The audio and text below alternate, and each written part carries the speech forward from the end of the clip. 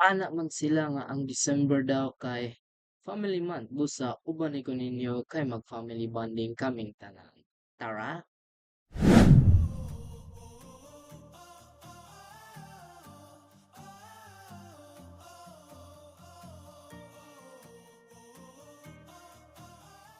Road trip, make around road trip, road trip, road trip. Padalong mi sa Hingoog.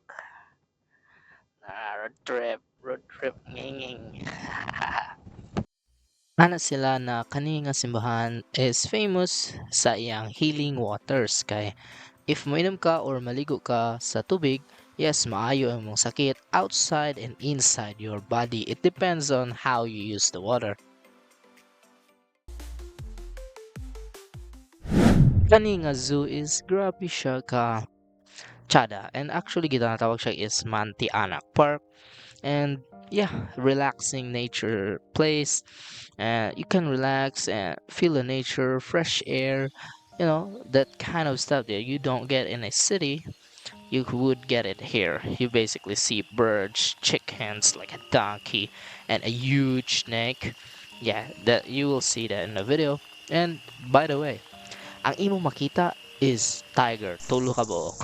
And I would like to discuss all of those things that are still there. You need to find out and go there. I highly recommended it.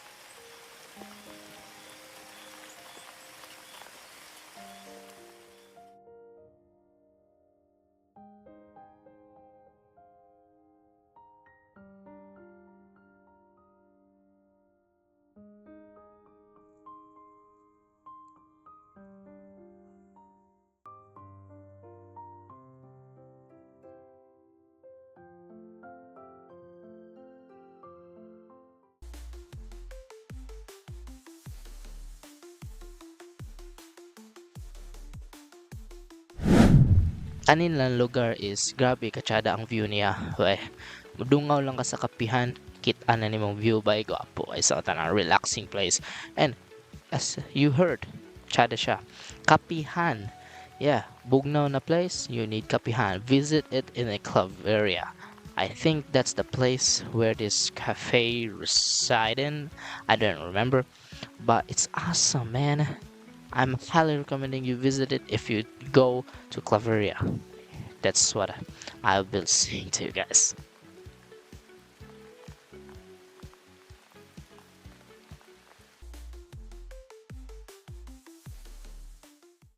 Pasko na good. Hapit kay Tanan Park na ako natuan. Basically opening na sa ilang lights. Nanay lights sa tanan akong park natuan. Kani siya pinakatsada ang nakadaot lang ka ulan. Yun no. Makadaot yun ng ulan. Yeah.